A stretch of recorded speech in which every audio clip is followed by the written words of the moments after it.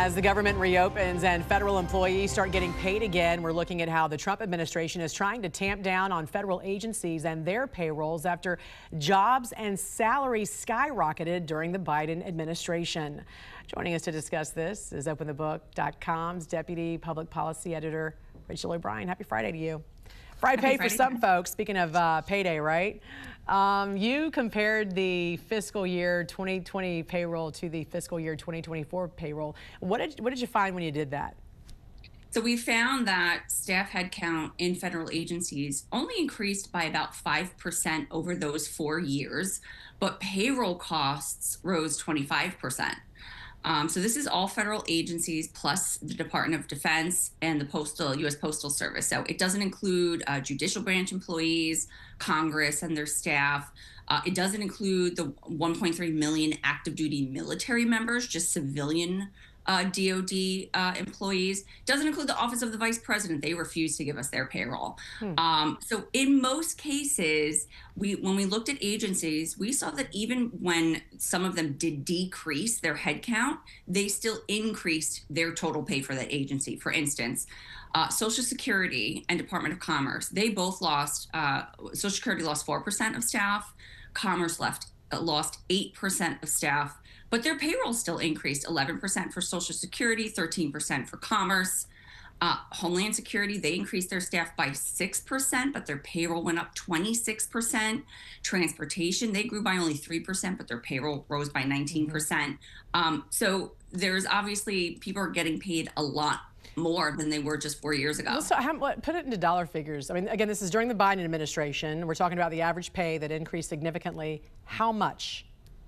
Yeah, so when we looked at 127 executive agencies plus the White House, all but 10 of them now have an average pay over $100,000.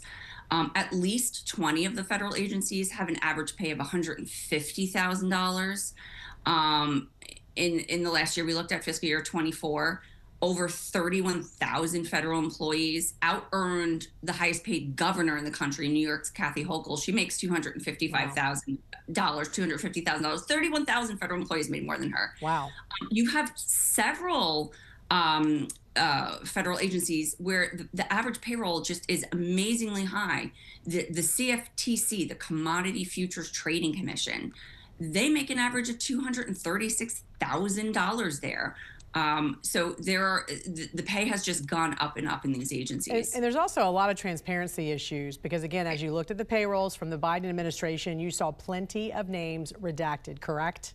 Yeah, more redactions than we've ever seen. So the entire Department of Defense civilian payroll, they redacted all 761,000 names. There was another 383,000 names that were redacted in 58 federal agencies. So that adds up to 1.1 million names redacted. It's almost 40% of all federal staff. Their names were redacted. And it's a 33,000 person increase from when we got the payroll for fiscal year 2020. So they're redacting more people than ever. Now, many of these are investigative and law enforcement roles in agencies like Homeland Security, Justice, Treasury, the VA. They account for about 90% of redactions. You can sort of understand if you're law enforcement, especially if you're, ICE, you may be targeted, you don't want to have people's names. There are still dozens of additional agencies that redacted names. Things like the Office of National Drug Control Policy, the Department of Labor, Agriculture, Transportation, HHS, Department of Interior, they all have at least 1,000 names each redacted. And so, as the federal headcount and payroll grow, we're seeing that transparency is actually decreasing when it should really be increasing. All right, a lot more to come on this. Deputy Public Policy Editor for OpenTheBooks.com, Rachel O'Brien. Have a great weekend. Thanks for joining us. You too. Thanks for having me, Jen.